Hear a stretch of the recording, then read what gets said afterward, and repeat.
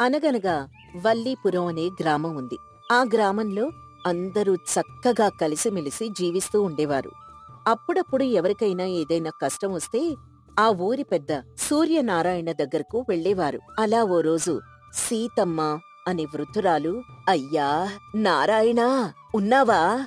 ఏంటి పెద్దమ్మా, మండు టెండలో ఇలా వచ్చావు? మరేం లేదయ్యా, ఓ సమస్య వచ్చింది. ఏం చేయాలో పాలుపోవడం లేదు. ఈ వయసులో నీకు సమస్యలేంటి పెద్దమ్మా? ఆరోగ్యం అది బాగానే ఉందా? నా ఆరోగ్యం సంగతి ఆ పైవాడే చూసుకుంటాడయ్యా. నా భయమంతా నా కొడుకు గురించే నారాయణ.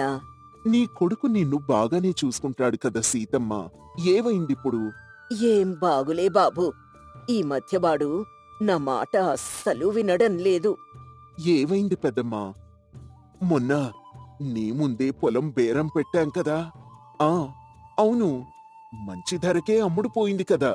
దానికి నువ్వు నీ కొడుకు చాలా సంతోషించారు కూడా.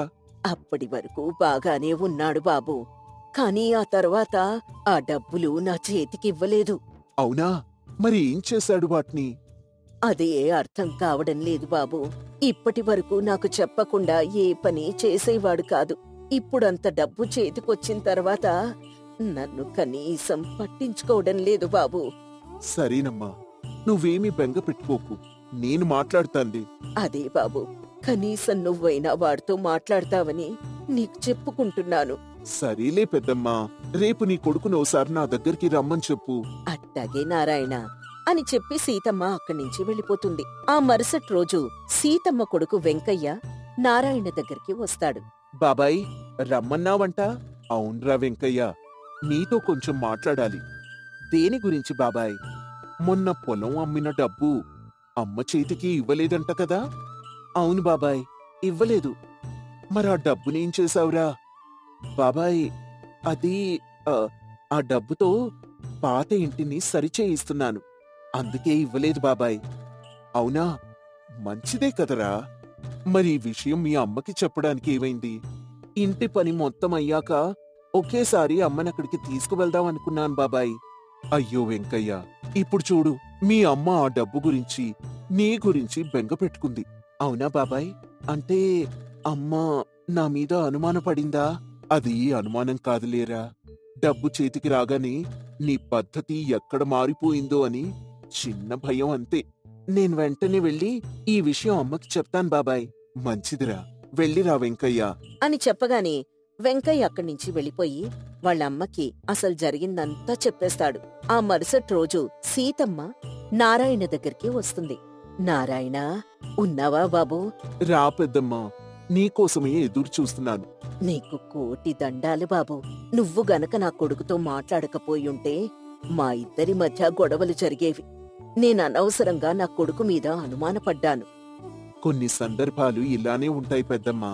కాస్త ఓపిక పడితే కాలమే సమాధానమిస్తుంది. తొందరపడితే బంధాలు శాశ్వతంగా దూరమైపోయే ప్రమాదం ఉంటుంది. అవునారాయణ, నాకంటే వయసులో చిన్నవాడివే అయినా ఇంత లోతుగా ఆలోచిస్తున్నావు కాబట్టే ఊర్లో అందరూ నువ్వు తెలివైన వాడివని మెచ్చుకుంటూ ఉంటారు. అదేం లేదులే పెద్దమ్మా, నాకు తోచింది నేను చెప్తాను. ఏం చేసినా మన ఊరి వాళ్ళ కోసమే కదా. నువ్విలానే చల్లగా ఉండాలి బాబూ. ఇక నేను వెళ్ళొస్తాను. సరే పెద్దమ్మా, జాగ్రత్తగా వెళ్ళిరా. సీతమ్మ అక్కడి నుంచి వెళ్ళిపోతుంది. అలా ఊర్లో వారంతా అడపాదడపా నారాయణ దగ్గరకొస్తూ ఆయనిచ్చిన సలహాలు తీసుకుంటూ సంతోషంగా ఉంటారు. అయితే ఓసారి ఆయన దగ్గరికి రాము, రాఘవ అనే ఇద్దరు అన్నదమ్ములు వస్తారు. నారాయణ బాబాయ్, నారాయణ బాబాయ్, ఏమిట్రా ఇద్దరూ ఇంత తెల్లారిగట్టిలో వచ్చారు? మా ఇద్దరి మధ్య చిన్న తగాదా వచ్చింది బాబాయ్, దానికి నువ్వే తీర్పు చెప్పాలి. మీ ఇద్దరికీ ఏవైందిరా? నిన్న మొన్నటి వరకు బాగానే ఉండేవారు కదా. నేనిప్పుడు కూడా బాగానే ఉన్నాను బాబాయ్. నేను కూడా అంతే, న్యాయంగా బాగానే ఉన్నాను బాబాయ్. మరి ఏవైందిరా? ఉన్నట్టుండి తగాదా అంటున్నారు. నీకు మా నాన్న గురించి తెలిసిందే కదా బాబాయ్. ఆ పెద్దాయన గురించి తెలియకపోవడమేంట్రా? ఎంత చక్కగా ఉండే మనిషో, కాని దేవుడు మంచోళ్ళని తీసుకెళ్ళిపోతాడు అంటారు కదా. అందుకే మీ నాన్నను కూడా అలానే తీసుకుని వెళ్ళిపోయాడనుకుంటా. ఇప్పటికీ తలుచుకుంటే గుండె తరుక్కుపోతూ ఉంటుందిరా. మహానుభావుడురా మీ నాన్న. అవును బాబాయ్, ఆయన కడుపున పుట్టడం మా అదృష్టం. అవునాయనా, మీ ఇద్దరికీ ఎలాంటి కష్టం రాకుండా పెంచి ఆస్తిపాస్తులు సంపాదించి పెట్టాడు. చాలా గొప్పవాడు మీ నాన్న. అలాంటి వాడి కడుపున పుట్టిన నీకేంట్రా సమస్య? అదేం లేదు బాబాయ్, మా నాన్న మా ఇద్దరి పేరు మీద భూమి రాసిన సంగతి మీకు తెలిసిందేగా. తెలుసురా. అయితే ఇప్పుడేమైంది? దాన్నే మేమిద్దరం పంచుకోవాలని అనుకుంటున్నాం. ఇప్పుడు ఆ భూమిని పంచుకోవాల్సిన అవసరం ఏమొచ్చిందిరా? ఇన్నాళ్ళు ఇద్దరూ కలిసి బాగానే సాగు చేసుకుంటూ వచ్చారు కదా. ఉన్నట్టుండి ఏంటిది? నాకు కూడా భూమిని పంచుకోవడం ఇష్టం లేదు బాబాయ్. కానీ అన్నయ్య. అవును, నేనే ఇప్పుడెవరు భూమి వాళ్ళకి కావాలని అనుకుంటున్నాను బాబాయ్. ఎందుకురా? ఉన్నట్టుండి ఏమైంది? రోజంతా గొడ్డులాగా పొలంలో పనిచేస్తున్నది నేను. కాని డబ్బు మాత్రం ఇద్దరూ తీసుకోవాలంటే అదెలా సాధ్యం? అదేం లేదు బాబాయ్, నేను కూడా అన్నయ్యలానే కష్టపడుతున్నాను. లేదు లేదు, పొద్దున్నుంచి సాయంకాలం దాకా నేనొక్కడే కష్టపడుతున్నాను. కావాలంటే ఊర్లో ఎవరిని అడిగినా చెప్తారు. ఏంట్రా ఇది? ఇద్దరూ కష్టపడుతున్నామని అంటున్నారు. ఇప్పుడు ఖచ్చితంగా భూమి పంచాల్సిందేనా? నాకైతే ఇష్టం లేదు బాబాయ్, కానీ అన్నయ్య. అవును, నాకు నా భూమి కావాల్సింది. పైగా ఇన్ని రోజులు నేనెక్కువ కష్టపడుతూ వచ్చాను కాబట్టి నాకే ఎక్కువ భూమి దక్కాలి. దానికి నేను ఒప్పుకోను బాబాయ్.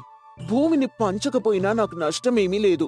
కాని ఇలా ఎక్కువ తక్కువలు మాత్రం నేనొప్పుకోను. అది న్యాయమేరా. ఉన్న భూమిని ఎక్కువ తక్కువ పంచడం సరైంది కాదు. కాని ఇన్నాళ్ళు పొలంలో ఎక్కువ చెమట వచ్చి కష్టపడింది నేనే కదా బాబాయ్. నాకెక్కువ వాటా రావాల్సిందే. నేను కూడా అన్నయ్యలా ఎక్కువే కష్టపడతాను బాబాయ్. అన్నదమ్ముల వాదంతో నారాయణకి ఏం చేయాలో అర్థం కాక కాసేపు మౌనంగా ఉండిపోతాడు. ఆ తర్వాత ఒక నిర్ణయానికొచ్చి వారితో ఇలా అంటాడు. సరేరా, ఇద్దరు కష్టపడతాను అని అంటున్నారు కాబట్టి నేనొక పరీక్ష పెడతాను. దానిలో ఎవరు నెగ్గితే వారికి ఎక్కువ వాటా ఇస్తాను. ఏమంటారు? సరే బాబాయ్, నీ ఇష్టం. నేను కూడా సిద్ధమే బాబాయ్. నేను మీ పొలం మధ్యలో ఒక మొక్క పెడతాను. దానికి మీరిద్దరిలో ఒకరు నీరు పోయాలి, ఒకరు దాన్ని సంరక్షించాలి. సరిగ్గా సంవత్సరం తర్వాత అది ఎలా ఎదిగిందో దాని ఆధారంగా మీకెలాంటి భాగం ఇవ్వాలో నేను తేలుస్తాను. సరే బాబాయ్. సరే బాబాయ్. ఒక రోజు 2 రోజులు కాదు, అప్పట్నుంచి ఒక సంవత్సరం సహనంతో కూడిన పరీక్ష మొదలైంది. కొద్ది రోజుల తర్వాత, ఎరా రాము, రాఘవ, ఎంతవరకు వచ్చింది మీ పరీక్ష? బాగానే సాగుతుంది బాబాయ్. నేనేమో ప్రతిరోజు ఉదయం మొక్కకు నీరు పోస్తున్నాను. నేనేమో మొక్క చుట్టూ కలుపు మొక్కల్ని పీకేస్తూ మేకలు తినకుండా కాపాడుతున్నాను బాబాయ్. సరే, మంచిది. జాగ్రత్తగా చూసుకోండి. సరే బాబాయ్. సరే బాబాయ్.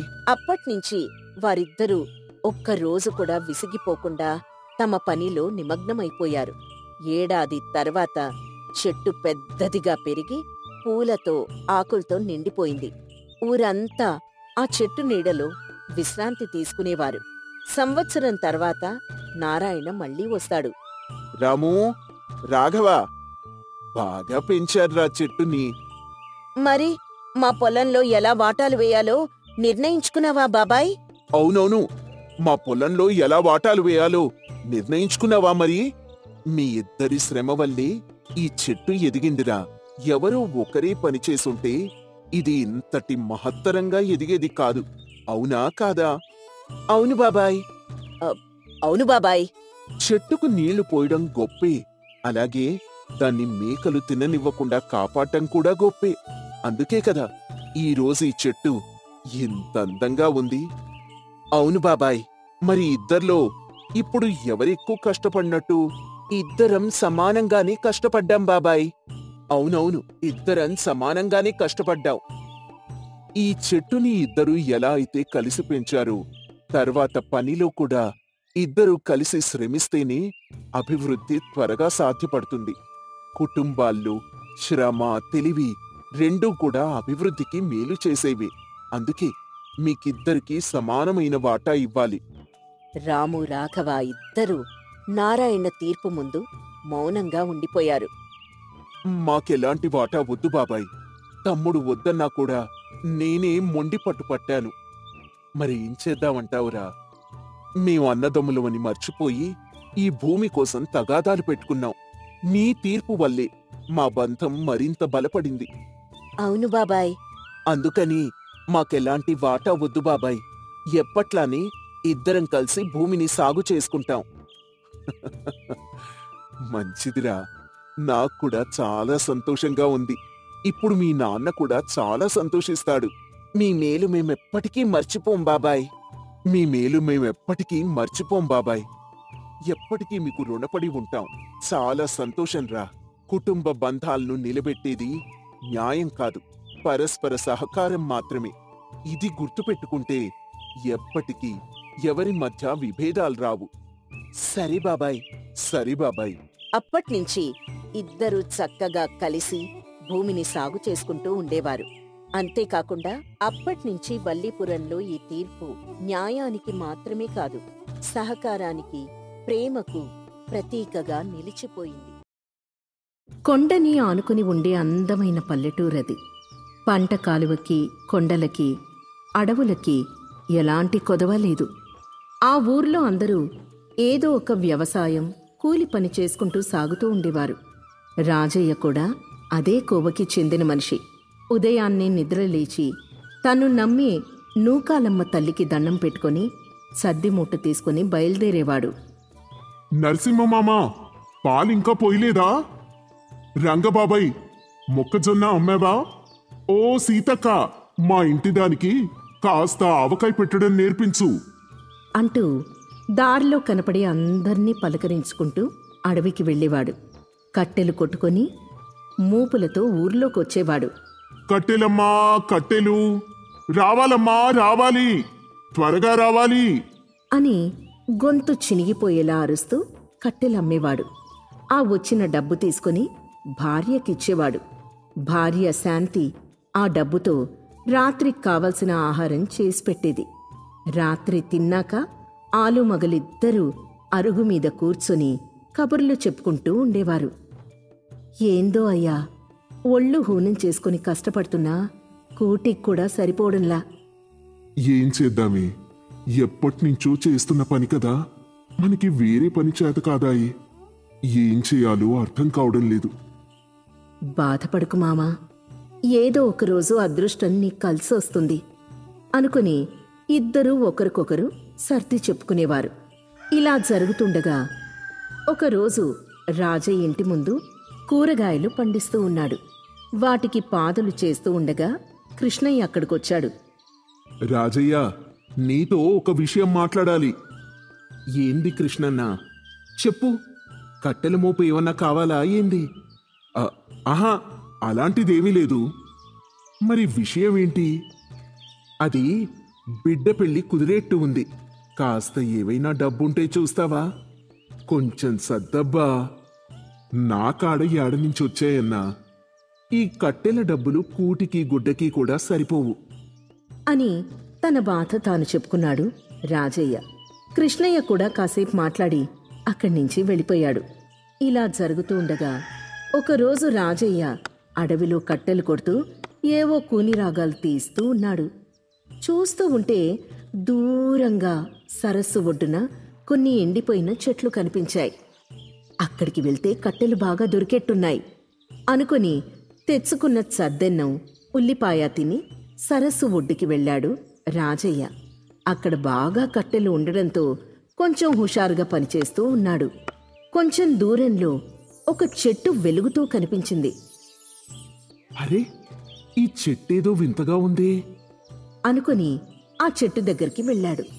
తన కత్తితో ఆ చెట్టును నరగ్గానే ఆ చెట్టు నుంచి పాలు కారడం మొదలుపెట్టాయి.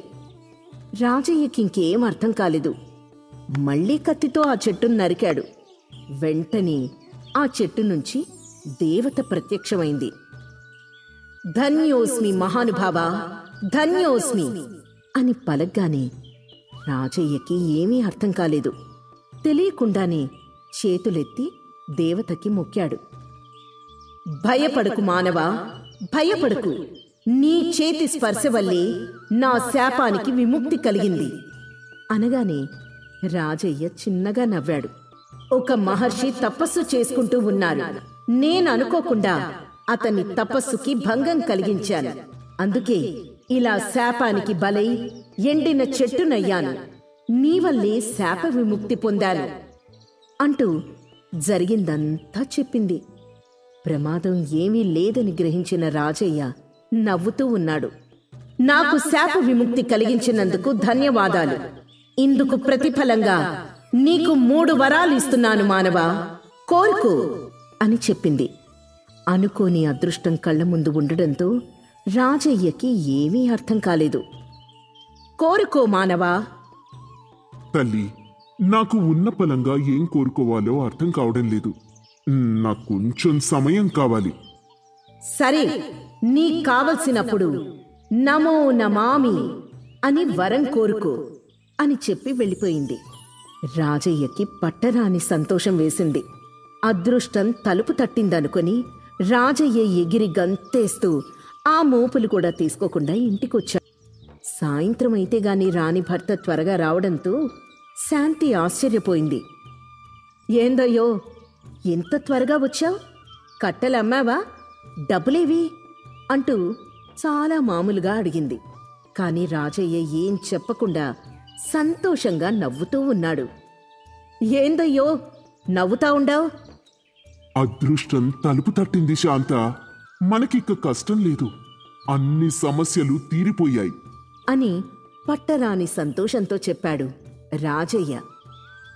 ఏమైందయ్యా ఈరోజు అడవికాడ ఏం జరిగిందో తెలుసా అంటూ జరిగిందంతా చెప్పాడు. శాంతమ్మకి కళ్ళు తిరిగి పడినంత పనైపోయింది. భార్యాభర్తలు చాలా సంతోషపడి ఏ 3 కోరికలు కోరాలా అని ఆలోచిస్తున్నారు. అయ్యా, ఒక బంగ్లా కోరుకుందామా? బంగ్లా కోరుకుంటే అందరికీ తెలిసిపోతుంది కదా. అప్పుడు కథ మొత్తం అడ్డం తిరుగుతుంది. అవునయ్యా, ఏం చేద్దామంటావు? ముందు 7 వారాల నగలు కొనుక్కుందాం సరేలే అని రాజయ్య కూర్చొని నమో నమామి 7 వారాల నగలు కావాలి తల్లి అనగానే వాళ్ల కళ్ళ ఎదుట నగలన్నీ ప్రత్యక్షమయ్యాయి. శాంతమ్మ వెంటనే ఆ నగలన్నీ అలంకరించుకుంది. ఇల్లంతా తిరుగుతూ అద్దంలో చూసుకుంటూ చాలా సంతోషపడింది. అప్పుడు రాజయ్య, శాంత, అప్పుడే బయటికి వెళ్ళి అందరికీ చూపించకు, మెల్లమెల్లగా చూపిద్దాం అని 1కి 10 సార్లు చెప్పాడు. శాంతమ్మ కూడా ఒప్పుకుంది. తర్వాత రోజు ఎప్పట్లానే అడవిలోకి కట్టెల కోసం వెళ్ళాడు. కాని అంత శ్రద్ధగా పనిచేసేవాడు కాదు. కొన్ని కట్టెలు తీసుకుని అక్కడి నుంచి బయలుదేరేవాడు. కొనేవాళ్లతో పెద్దగా మాట్లాడేవాడు కాదు. ఎవరికీ గౌరవం ఇచ్చేవాడు కాదు. ఏంటమ్మా ఇంతసేపు? తీసుకుంటే తీసుకోండి, లేదంటే వదిలేయండి అంటూ ఎంతో కఠినంగా మాట్లాడేవాడు. ఈ రాజయ్య ఎందుకిలా తయారయ్యాడు అని అందరూ ఆలోచిస్తూ ఉండేవారు. ఒకరోజు రాజయ్య అడవుల్లోకి వెళ్తూ ఉండగా చాలామంది ఒకచోట గుమిగూడి ఉన్నారు. అక్కడికి వెళ్ళి ఏం జరిగింది అని అందర్నీ అడిగాడు. ఎవరో పిల్లాడు తాటి చెట్టు మీద నుంచి కింద పట్టంతో కాలు విరిగింది అని తెలిసింది. అయ్యయ్యో, కాలు విరిగిందా? ఆచార్య దగ్గరికి వెళ్ళి కాలు కట్టు కట్టించండి అంటూ జాగ్రత్తలు చెప్పి అక్కడి నుంచి వెళ్ళిపోయాడు. తర్వాత ఎప్పట్లానే తన పని తను చేసుకున్నాడు. ఇంకో రోజు భార్యాభర్తలిద్దరూ కూర్చుని 2వ వరం అడగడానికి సిద్ధమయ్యారు. ఏమడుగుదామయ్యా? బియ్యం బస్తాలు అడుగుదామా అన్నాడు రాజయ్య. కూటికి ఇబ్బంది లేకుండా ఉంటుంది. ఎన్నడుగుదాం? ఇంటి నిండా బియ్యం బస్తాలు కావాలని అడుగుదాం. ఇంటి నిండా బియ్యం బస్తాలుంటే మనం యాడుంటామే? అందులోన ఇన్నున్నాయి అంటే మనమేదో తప్పు చేశామని అందరూ అనుకుంటారు. మరేం చేద్దామంటావు మావా? కావాలంటే ఓ 4 బస్తాలు అడుగుదాం. ఇంకా కావాలంటే 3వ వరం ఉంది కదా, అందులో అడుగుదాం అన్నాడు రాజయ్య. సరే అయ్యా అనుకుని ఇద్దరూ కూర్చొని 4 బస్తాల బియ్యం సంపాదించారు. తర్వాత రోజు రాజయ్య అడవిలో తిరుగుతూ కట్టెలు కొడుతూ తిరుగుతూ ఉన్నాడు. 3వ వరం ఏం కోరుకుందాం? ఇంటి నిండా వజ్రాలు కోరుకుందామా, డబ్బు కోరుకుందామా అని ఆలోచిస్తూ కట్టెలు కొడుతూ ఉన్నాడు. ఆ ఏమరపాట్లు రాజయ్య సరస్సులో పడిపోయాడు. కాపాడండి, కాపాడండి అంటూ ఆ అడవిలో పెద్దగా అరిచాడు. కాని ఎవ్వరూ రాలేదు. దాంతో రాజయ్యకి 3వ వరం గుర్తొచ్చింది. నమో నమామి, నన్ను కాపాడమ్మా అని ఏడుస్తూ అడిగాడు. దాంతో అదృష్టదేవత ప్రత్యక్షమైంది. రాజయ్యని కాపాడి ఒడ్డు మీదకి తీసుకొచ్చింది అమ్మా తల్లి, ధన్యవాదాలు అని చెప్పి ఊపిరి పీల్చుకున్నాడు. కొంచెం నిదానించు నాయనా, నువ్వు బాగానే ఉన్నావు. అమ్మా, ఆ వరం లేకపోతే ఈ రోజు నా పరిస్థితి తలుచుకుంటే అమ్మో. మరి ఆ పరిస్థితి కాలు విరిగిన కుర్రాడికి లేదు అంటావా అనగానే ఏం మాట్లాడకుండా రాజయ్య చూస్తూ ఉన్నాడు. కూతురి పెళ్లి కోసం వచ్చిన ఆ తండ్రి పరిస్థితి కూడా ఇంతే కదా అని చెప్పింది. దాంతో రాజయ్యకి తను చేసిన తప్పేంటో తెలిసిపోయింది. మనకి అవసరమైన దానికన్నా ఎక్కువ ఉంది అంటే దాని అర్థం లేని వాళ్ళకి మన ద్వారా ఇవ్వాలి అని చెప్పి అదృష్టదేవత అదృశ్యమైపోయింది. రాజయ్య అలా నడుచుకుంటూ ఇంటికొచ్చాడు. జరిగిందంతా శాంతికి చెప్పాడు. కష్టం చేసే ఓపిక, ప్రేమించే మనిషి, సాయం చేసే బంధువులు, వీటికి మించిన వరం ఇంకేముంటుంది? మనకు చాలు అని చెప్పి భార్యని ఒప్పించాడు. ఆ బంగారమంతా అమ్మి కృష్ణయ్యకి కొంచెం ఇచ్చాడు. అలానే కాలు విరిగిన కుర్రాడికి కూడా ఇచ్చాడు. ఎప్పట్లానే రాజయ్య ఎక్కువ కష్టపడుతూ అందరితో గౌరవంగా ఉంటూ సంతోషంగా బతుకుతున్నాడు.